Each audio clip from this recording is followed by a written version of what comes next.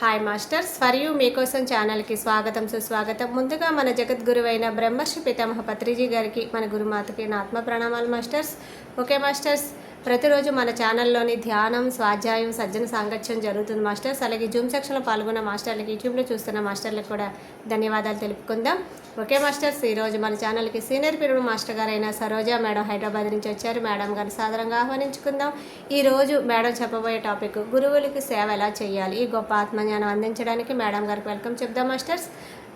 నమస్తే madam, welcome madam. నమస్తే అండి, అందరికి నమస్తే.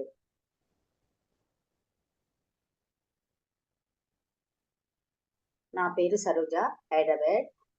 గురువుకి ఎలా సేవ చేసుకోవాలో ఈరోజు దాని గురించి వినుకుంటూ మనం ధ్యానం చేసుకుందాం మాస్టర్స్.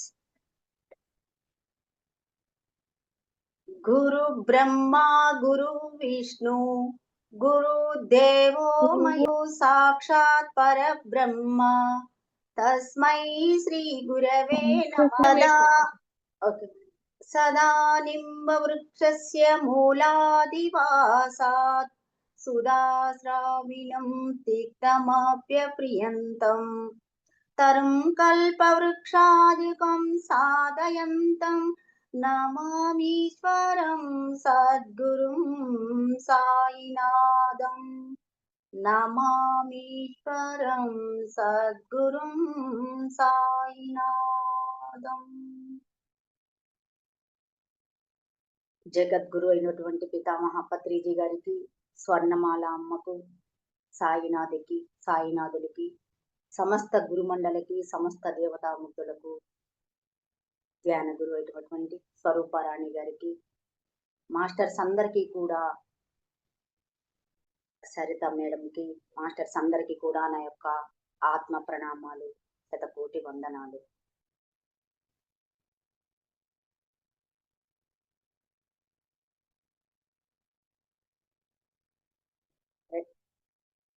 వ్రేళ్లలో వేళ్ళు పెట్టుకుని సుఖస్థిర ఆసనంలో హాయిగా రెండు కళ్ళు మూసుకుని, ఎటువంటి ఆలోచనలు వస్తున్నా కూడా వాటిని ఎప్పటికప్పుడు కట్ చేసుకుంటూ మళ్ళీ మళ్ళీ శ్వాస మీదకి మరల్చుతూ ఎరుకతోటి ఉంటే మనకి ఎంతో ఆనందాన్ని, సంతోషాన్ని, శూన్యంలోకి వెళ్ళిపోతాం మాస్టర్స్. కళ్ళజోడులు ఉంటే తీసి పక్కన పెట్టి కూర్చోండి. కుర్చీలో కూర్చుంటే రెండు కాళ్ళు క్రాస్గా పెట్టుకొని కూర్చోండి మాస్టర్స్. స్నానము చేస్తేనే కానీ శరీర మాలిన్యము తొలగదు. అలానే ధ్యానం చేస్తేనే కానీ మనోమాలిన్యం తొలగదు. ఆకలితో ఉన్నప్పుడు భోజనం చేస్తేనే కానీ ఆవేదన తొలగదు. అలానే అశాంతితో ఉన్నప్పుడు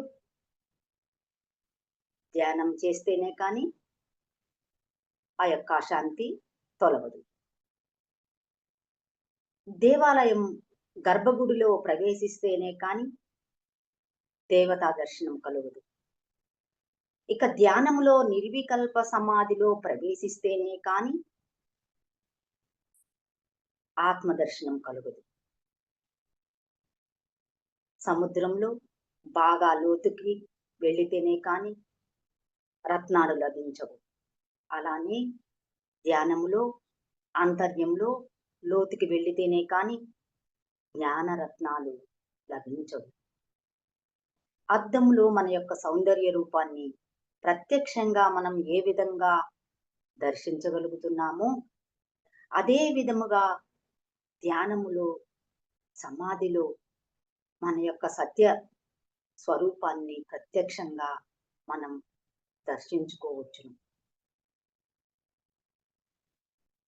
ఈ భూమి మీద సద్గురువులు అవతరించింది కూడా ఈ యొక్క ఆత్మ సాక్షాత్కారాన్ని కలిగించడానికే.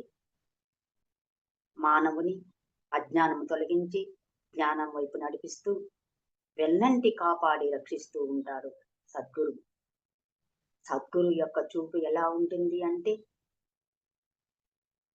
తాబేలు పిల్లల్ని కన్న తర్వాత ఒక ఏటు ఒడ్డున పిల్లల్ని ఉంచి తను వేరే వైపు ఉంటుంది.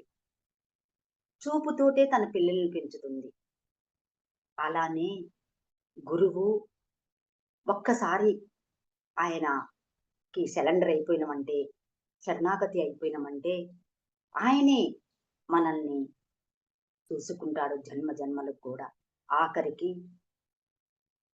మోక్షాన్ని కూడా ప్రసాదించగలడు గురువు.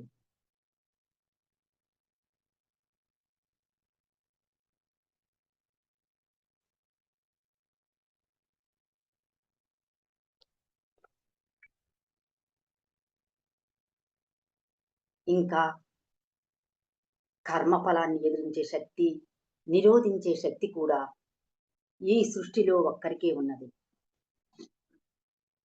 ఎవరయ్యా ఆయన అంటే సర్వసమర్థుడైన మా గురువే. గురువు దరిద్రుడిని ధనవంతుడిగా, పామరుడిని పండితుడిగా, అజ్ఞానిని జ్ఞానిగా, దుఃఖవంతుణ్ణి సుఖవంతునిగా, శక్తిహీనుణ్ణి శక్తివంతుడిగా మార్చగలడు. జీవితాన్ని క్షణాల్లోనే తారుమారు చేయగలడు సద్గురు. గురు మహిమ శక్తి అంత అమోఘమైనది మాస్టర్స్.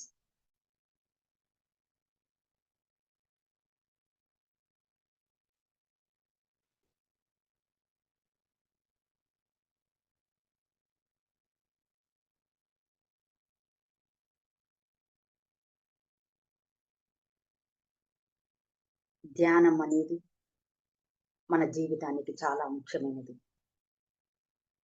ధ్యానం అంటేనే మన యొక్క చిత్తాన్ని, మనసుని నిరోధించడం జరుగుతుంది. మనం రోజంతా కూడా శరీరము అలసిపోతుంది. రాత్రి వేళ దానికి విశ్రాంతినిస్తాము. మరి మన మైండ్ 24 గంటలు కూడా కలతలతో బిజీగా ఉంటుంది. ఇలా విశ్రాంతి లేకుండా ఆలోచిస్తున్న మైండ్ కారణంగా మనకు ఎన్నో అనారోగ్య కారణాలు వస్తున్నాయి. కనుక మన మైండ్కి ఆలోచనలు ఆంపి విశ్రాంతిని ఇచ్చే సులభ మార్గమే ధ్యానం.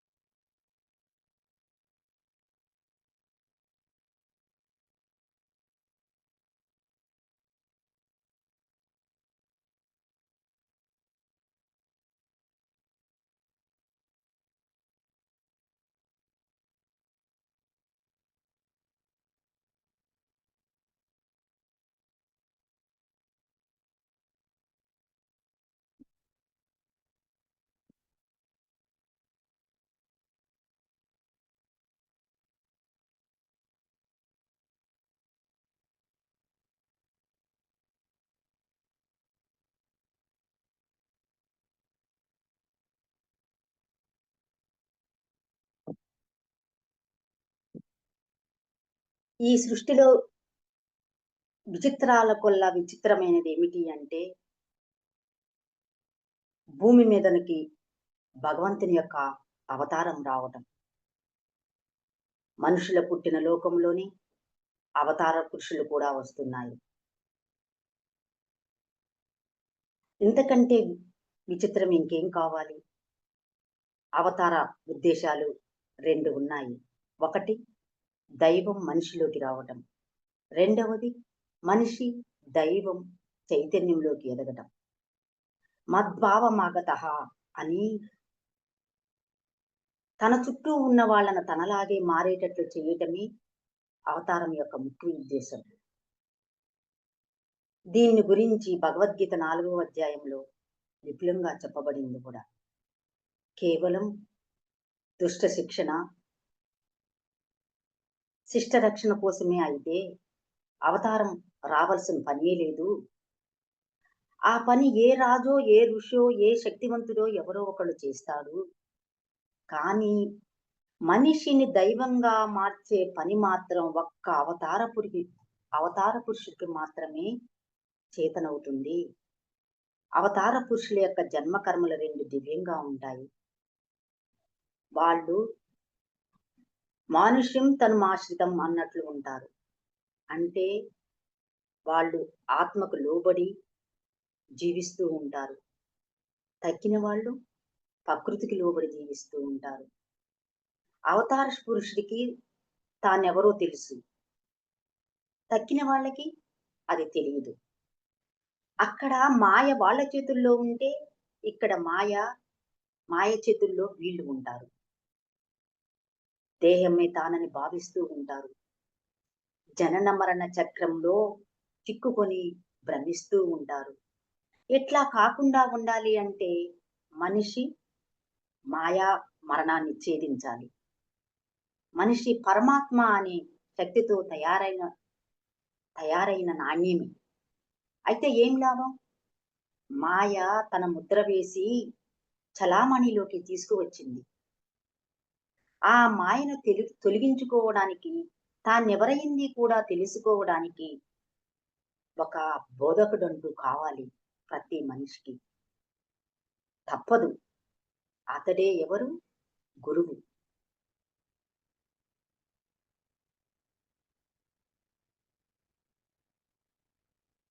మాయ అనే శృంఖలాలలో జీవుడు బంధింపబడి ఉన్నాడు. ఎండబావులను చూసి జలమన్న భ్రాంతిలో మృగము దానికోసం ఎట్లా పరిగెత్తిపోతూ ఉంటుందో, అట్లా మానవుడు విషయసుఖాలను నిజసుఖాలుగా భావించి వాటి ఎమ్మటి పరిగెత్తిపోతూ ఉంటాడు. తాను భ్రాంతి పడుతున్నాననే సత్యం తెలుసుకుంటూనే కదా మళ్ళీ తాను వెనక్కి తిరిగి వచ్చేది. జ్ఞానాగ్ని కప్పిన మాయా రూపమైన బూడిదను తొలగించి జ్ఞానాగ్నిని ప్రజ్వలింపజేయడానికే పరమాత్మ గురుస్వరూపంగా ఈ యొక్క భూమి మీదకి అవతరించారు. మానవులను ఉద్ధరించడానికి అవతరించారు. విశేషకులాలసుడై వ్యాకులి చిత్తుడై యథార్థ హృదయుడైన వానికి దయామయుడైన గురుపాదు పరమాత్మే రక్షకుడు. మానవుల యొక్క తాపత్రయాన్ని పోగొట్టడానికి అత్యానంద శీతల తరుఛాయను ఆయన ప్రసాదిస్తున్నాడు. ఒక క్షణకాలం ఆ శీతల తరుఛాయలోని సౌఖ్యాన్ని అనుభవించిన వారు బాధావిముక్తులవుతున్నారు. వాళ్ళే ఎవరు? సద్గురువులు. జీవులను ఉద్ధరించడం కోసం పరమాత్మే ఆ యొక్క గురు స్వరూపంలో అవతరిస్తున్నారు. భగవంతుడు ఆ యొక్క మహర్షులకు, సద్గురువులకు ధ్యాన బలము వలన వారి హృదయాలకు మాత్రమే గోచరిస్తూ ఉంటాడు. అటువంటి తపోనిష్ట అందరికీ సాధ్యం కాదు. కనుక జీవుల పట్ల అపార కరుణల చేత వారందరికీ తాను లభ్యం అయ్యేందుకే పరిపూర్ణులైన మహాత్ముల రూపంలో, సద్గురువుల యొక్క రూపంలో, జగద్గురువుల యొక్క రూపంలో ఎల్లప్పుడూ కూడా భూమిపై సంచరిస్తూ ఉంటారు. లోకోద్ధరణ కోసం గురు రూపం వహిస్తూ ఉంటారు. ఆత్మసుఖానుభూతి కోరుకునే వాళ్ళు ఆ యొక్క సద్గురువుని తప్పక ఆశ్రయించాలి.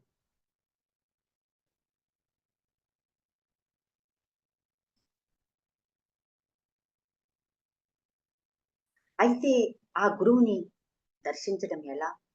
స్థితప్రజ్ఞస్య కా భాష సమాధిస్థయ కేశవ స్థితదీ కిం ప్రభాషేత కిమాసీత ప్రజేస్తకం అని అర్జునుడిలాగా ఆ గురుని లక్షణాలేమిటో, ఆయన ఎట్లా మాట్లాడుతూ ఉంటాడో, ఏ విధంగా ఉంటాడో, ఎట్లా సంచరిస్తూ ఉంటాడో తెలుసుకోవాలని ప్రతి ఒక్క జిజ్ఞాసువుకు ఉంటుంది.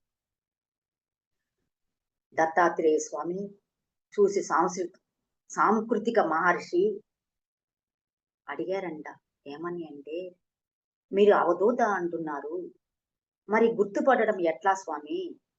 అవధూత యొక్క లక్షణాలు ఏమిటి? అని అడిగితే ఆ స్వామివారు, అవధూత అనే పదములో ఒక్కొక్క అక్షరం యొక్క అర్థాన్ని వివరిస్తూ, అక్షరత్వాత్, వరెణ్యత్వాత్, దూత సంసార బంధనాత్, తత్వమస్యాది లక్ష్యత్వాత్ అవధూత ఇతీర్యతే అని నిర్వహించారంట. అక్షరుడు అంటే నాశనం లేనటువంటి వాడు. వరెణ్య వరేణ్యుడు అంటే బ్రహ్మనిష్ట కలవాళ్ళల్లో శ్రేష్ఠుడనమాట. భూత సంసార బంధకుడు అంటే సంసార బంధనాలలో ముక్తి పొందినవాడు. తత్వమస్యాది లక్ష్యుడు అంటే తత్వమసి మొదలైన చతుర్విధ మహావాక్యాలకు లక్ష్యమైన వాడు అని చెప్పారంట.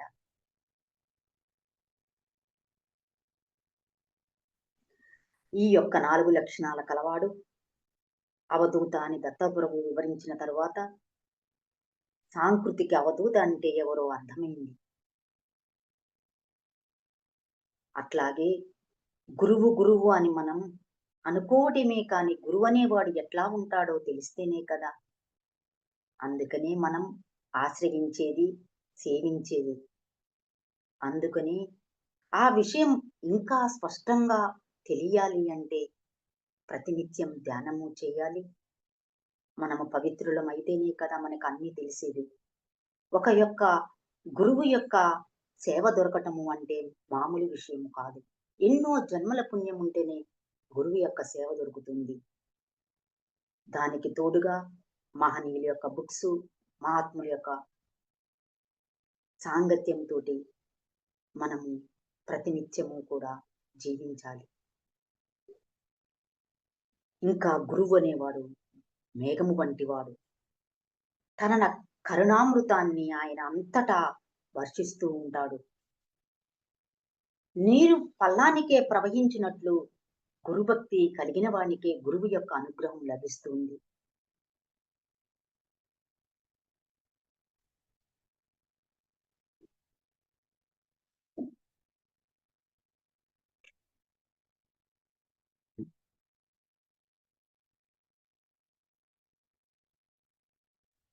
గురువులు అంతటి గొప్పవాళ్ళు. గురువు దొరకటము అంటే ఎన్నో ఎన్నో జన్మల పుణ్యం.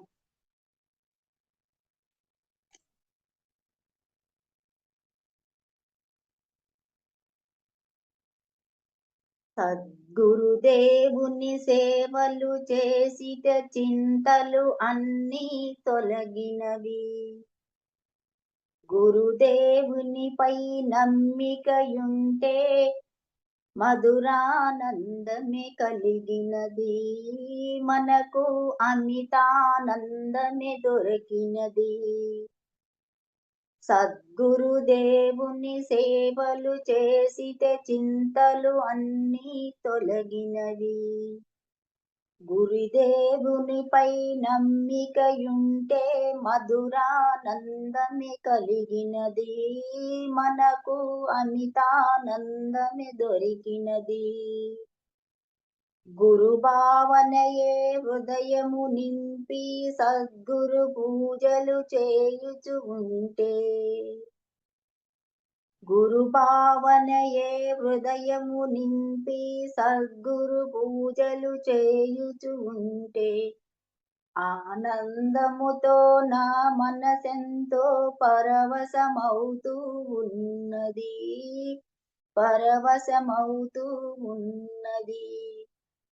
సద్గురుదేవుని సేవలు చేసితే చింతలు అన్నీ తొలగినవి.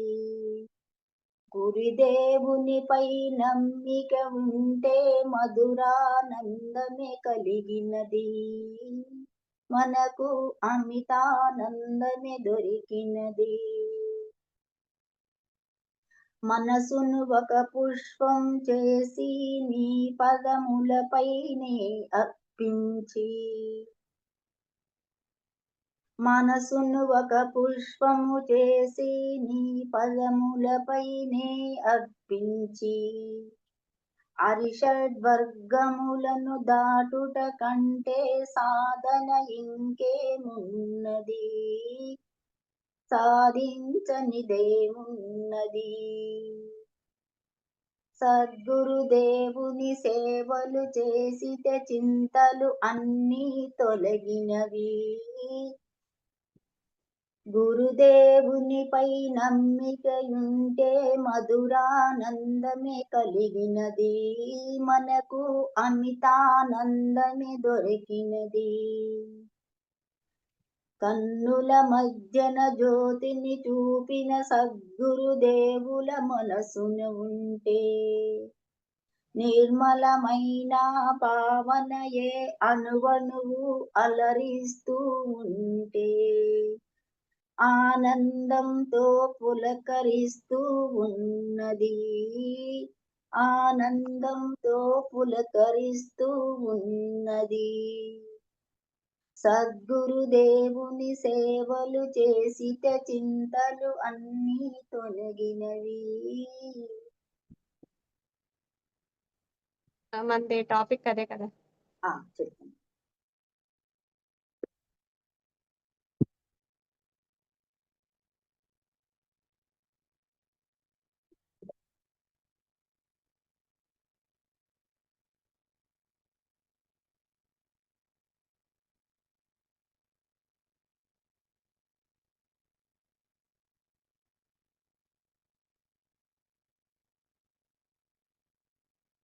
దేవతలు కోపించినా కూడా గురువు రక్షించగలరు.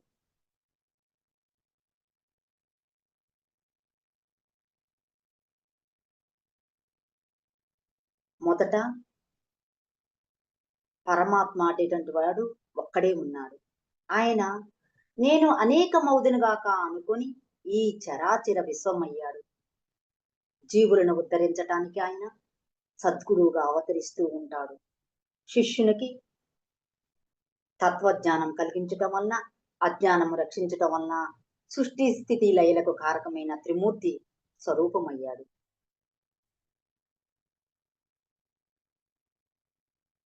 ఒక గురువు శిష్యుణ్ణి ఒక శిష్యుడు గురువుని గురు శిష్యుల వృత్తాంతము ఏమిటి, ఏదన్నా ఉదాహరణగా చెప్పండి నాకు అని అడుగుతాడు. మీరు దేవతలు కోపించినా కూడా గురువు రక్షించగలడు అని చెబుతున్నారు కదా, దానికి ఉదాహరణ ఏంటి స్వామి, మీరు నాకు చెప్పండి, నా మనసేమో కుతూహలపడుతుంది, అది తెలుసుకోవాలని అని చెప్పమంటే గురువు చెప్తాడనమాట. ఆయన నా మనసు అప్పుడు స్థిరంగా ఉంటుంది, చెప్పండి స్వామి అని అంటే గురువు నాయన నువ్వు చాలా బుద్ధిమంతుడివి, మంచి ప్రశ్న వేశావు. మొదటగా ఉన్న ఒక్కగానొక్క పరమాత్మ అనేకమవ్వాలని సంకల్పించుకున్నాడు. ఆ సంకల్పమే ఈ చరాచర సృష్టి. మొదట విష్ణువు నాభి నుండి ఒక కమలము, దాని నుంచి బ్రహ్మ పుట్టారు.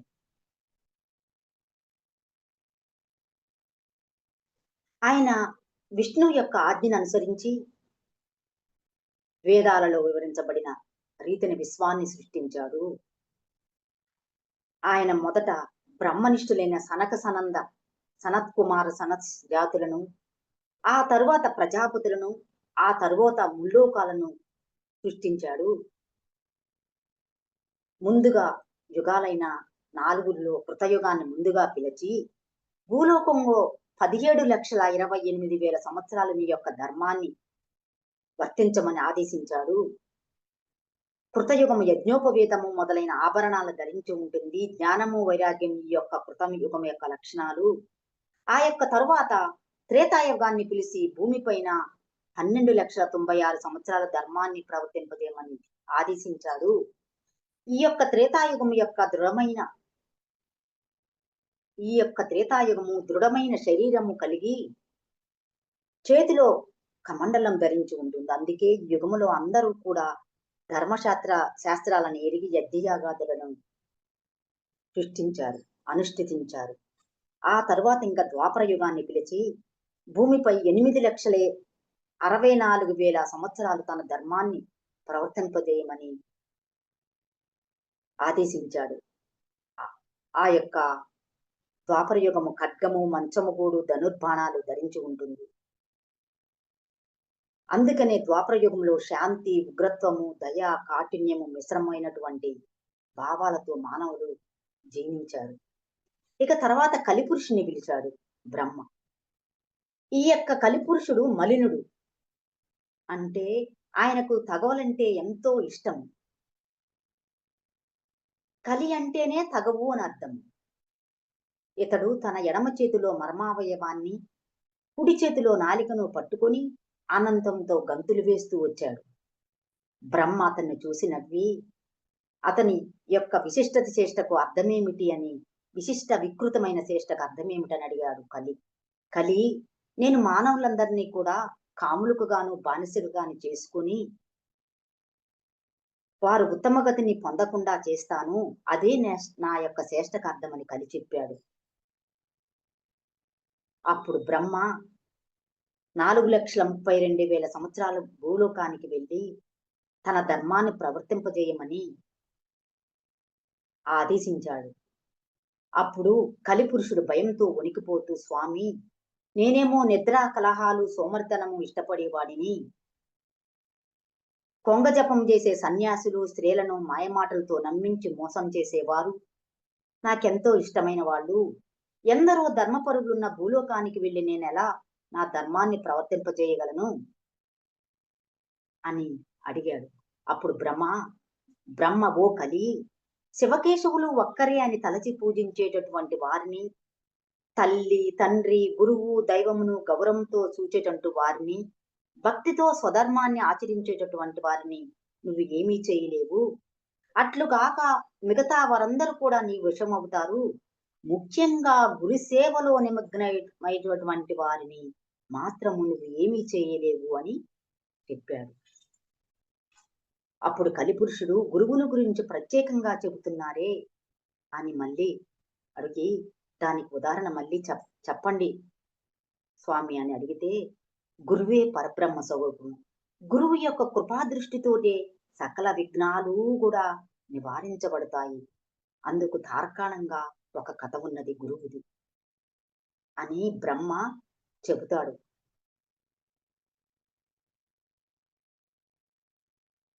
పూర్వము ఒక అరణ్యములో, అంటే నైపుషారణ్యములో పైలిను కుమారుడు వేదధర్ముడు అనే ఒక ముని ఉండేవాడు. అతని వద్ద ఎంతో మంది శిష్యులు ఉన్నవారు. ఒకరోజు ఆ యొక్క వేదధర్ముడు శిష్యుల యొక్క భక్తి శ్రద్ధలను, నియమనిష్టలను పరీక్షింపబోరి శిష్యులు అందరినీ కూడా దగ్గరికి పిలిచి ఈ విధంగా అన్నాడు. నాయనలారా, పూర్వపు జన్మలో నేను చేసుకున్న పాపము తపస్సుతో నశింపజేసుకున్నాను. ఇంకా కొద్ది భాగం మిగిలిపోయింది. దానిని ఈ జన్మలోనే అనుభవింపదలుచుకున్నాను. అందుకు విధిగా పవిత్ర క్షేత్రమైన కాశీకి వెళ్ళి పూర్వజన్మ పాపములను అనుభవించి 12 సంవత్సరాలు కుష్ఠిరోగిగాను, కుంటివాడిగాను, గుడ్డివాడిగాను అయి జీవిస్తాను. అందుకు విధిగా మీలో సంపూర్ణంగా చేయగలిగిన వారు నాతో రావచ్చు అని అన్నాడు గురువు. చాలా మంది కూడా శిష్యులు గురుసేవలో ఏమి చేస్తే, ఏమి లోపం చేస్తే ఏమవుతుందోనని, ఏమి ప్రమాదము అని భయంతో అంగీకరించలేదు. కానీ దీపకుడు అనే ఒక శిష్యుడు మాత్రము ముందుకు వచ్చి, గురుదేవా, ఆ యొక్క పాపాన్ని నాకు సంక్రమింపజేయండి, నేను అనుభవిస్తాను అని చెప్పాడు. వేదధర్ముడు, నాయనా, ఎవరి పాపాన్ని, ఎవరి కర్మలను వారే అనుభవించాలి. పాపాన్ని అనుభవించే వారి కంటే వారికి సేవ చేసే వారికి కష్టం ఎక్కువ. అందుకు ఇష్టమైతే రావచ్చు అని అన్నాడు గురువు. అప్పుడు వేదధర్ముడు, దీపకుడు కాశీకి వెళ్ళి మణికర్ణికా ఘట్టాన స్నానం చేశాడు. వేదధర్ముడు చెప్పిన దాన్ని అనుసరించి అతనికి కుష్ఠరోగము, గుడ్డితనము, కుంటితనము వచ్చాయి. ఇక దీపకుడు గురుసేవలో నిమగ్నమై ఒక కుటీరాన్ని నిర్మించుకొని నిరంతరం కూడా గురుసేవలో చేస్తూ కాలం గడుపుతున్నాడు. తన శరీరానికి ఏమి కావాలో కూడా పట్టించుకొనకుండా అంత పవిత్ర క్షేత్రములోని దేవతలను, విశ్వనాథుని కూడా దర్శించుకోకుండా నిరంతరము కూడా గురుసేవలోనే నిమగ్నమయ్యేవారు ఆ యొక్క శిష్యుడు దీపకుడు. ప్రతిరోజు గురువు గారి కుటీరాన్ని చిమ్మి, గురువు గారి శరీరమును శుభ్రంగా తుడిచి, భిక్ష అన్నము కొరకు వెళ్ళి ముందుగా గురువు గారికి అర్పించిన తరువాత మిగిలినదే తాను తీసుకునేవాడు. పాపము ఎక్కువగా ఉన్నవారికి కష్టాలతో పాటు దుష్టత్వం కలుగుతున్నట్లుగా వేదధర్ముడు ప్రవర్తించేవాడు. అతడు భిక్షకి వెళ్ళి మంచి అన్నం తెచ్చినా కూడా కొంచెమే తెచ్చావని విసిరి కొట్టేవాడు వేదధర్ముడు. ఒక్కొక్కసారి ఒరేయ్, నా యొక్క శరీరంలో ఉన్న రసిని పూర్తిగా నువ్వు కడగటం లేదు, అందువలన ఈగలు నన్ను కుడుతున్నాయి అని చెప్పి తిట్టేవాడు కూడా. కొట్టేవాడు, కసిరేవాడు. ఒక్కొక్కసారి ప్రేమగా దగ్గరికి తీసుకొని, అబ్బాయి, నువ్వు నా గురించి బాగా కష్టపడుతున్నావు అని అనేవాడు. మళ్ళీ అంతలోనే ఆ కారణంగా కోపగించుకునేవాడు. అయినా దీపకుడు మాత్రం కొంచెము కూడా చలించకుండా గురుసేవలోనే నిమగ్నమై ఉన్నాడు. ఒకనాడు దీపకుడి యొక్క గురుభక్తికి మెచ్చి కాశీ విశ్వనాథుడు కూడా ప్రత్యక్షమయ్యి, నీకు ఏమి వరం కావాలో కోరుకోమన్నాడు. అప్పుడు గురుసేవ తప్ప నాకు ఏ వరము కూడా వద్దని అన్నాడు. గురువు వద్దకు వెళ్ళి వర ప్రభావం వలన పాపాన్ని తగ్గించుకోవచ్చుగా అని శిష్యుడు అడిగాడు గురువుని.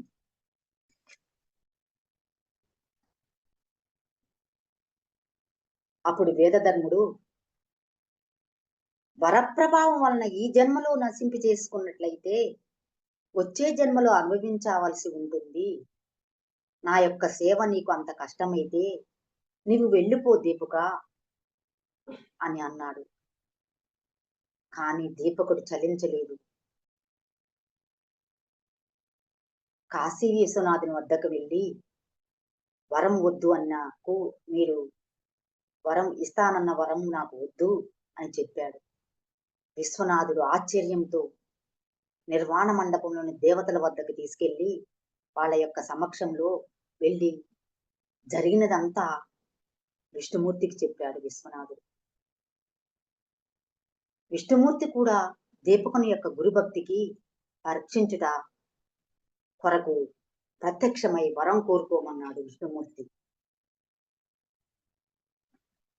అప్పుడు దీపకుడు, వరాలు కోరి తపస్సు చేస్తున్న మహాత్ములకేమో దర్శనము ఇవ్వవలసిన మీరు ఏ తపస్సు చేయని నాకు దర్శనమిచ్చారే అని అడిగాడు శిష్యుడు. దీపకుడైన శిష్యుడు విష్ణుమూర్తిని. అంత విష్ణుమూర్తి, నాయన, గురువే పరమేశ్వరుడని చెప్పి సేవించేటటువంటి శిష్యులు, పతిని సేవించేటటువంటి వారి ప్రతివతలు కూడా నన్ను సేవించినట్లే అవుతుంది. అట్టి శిష్యులకు నేను ఆధీనుణ్ణి, నీవు కాశీలోనే నివసించు, నవనిధులు నీకు పరిచారకులు అవుతాయి, అష్టసిద్ధులు కూడా నీకు ప్రాప్తమవుతాయి అని ఆశీర్వదించాడు. అప్పుడు దీపకుడు మాత్రం చలించకుండా, స్వామి, నాలో నిరంతరము కూడా గురుభక్తే వృద్ధి చెందేలా అనుగ్రహించండి, అది చాలు నాకు అని వేడుకున్నాడు, ప్రార్థించాడు ఆ యొక్క దీపకుడు. ఈ విషయం గ్రహించిన వేదధర్ముడు రోగరహితమైన నిజరూపంలో దర్శనమిచ్చి, నాయనా, నీలో గురుభక్తిని పరీక్షించడం కోసమే నేను ఇలా పాపగ్రస్తున్నయ్యాను. చిరంజీవా, నీవు కాశీలోనే నివసించు, అష్టసిద్ధులు కూడా నీకు సంప్రాప్తం అవుతాయి.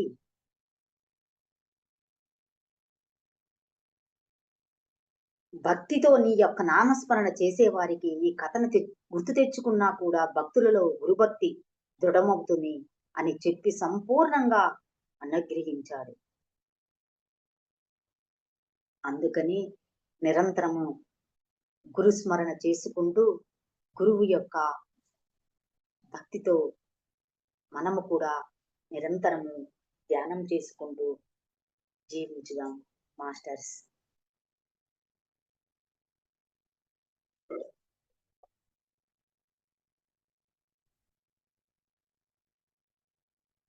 మానస భజరే గురు చరణం దుస్తర భవ సాగర తరుణం. మానస భజరే గురు చరణం దుస్తర భవ సాగర తరుణం. గురు మహారాజ్ గురువు జై జై సాయినాథ సద్గురువు జై జై. గురు మహారాజ్ గురువు జై జై సాయినాథ సద్గురువు జై జై. ఓం నమ శివాయ ఓం నమ శివాయ ఓం నమ శివాయ శివాయ నమః. మానస భజరే గురు చరణం దుస్తర భవ సాగర తరుణం. అరుణాచల శివ అరుణాచల శివ అరుణాచల శివ అరుణ శివో. ఓంకారం భవ ఓంకారం భవ ఓంకారం భవ ఓం నమో బాబా. మానస భజరే గురు చరణం దుస్తర భవ సాగర తరుణం. గురు మహారాజ్ గురువు జై జై సాయినాథ సద్గురువు జై జై. Thank you madam. Thank you madam. Thank you so much madam. For you మీకోసం మన ఛానల్కి వచ్చి ఎంతో గొప్ప ఆత్మజ్ఞానం అందించిన మాస్టర్లందరికీ, లలిత గారికి, సరోజ గారికి ధన్యవాదాలు తెలుపుకుందాం మాస్టర్స్. Thank you masters.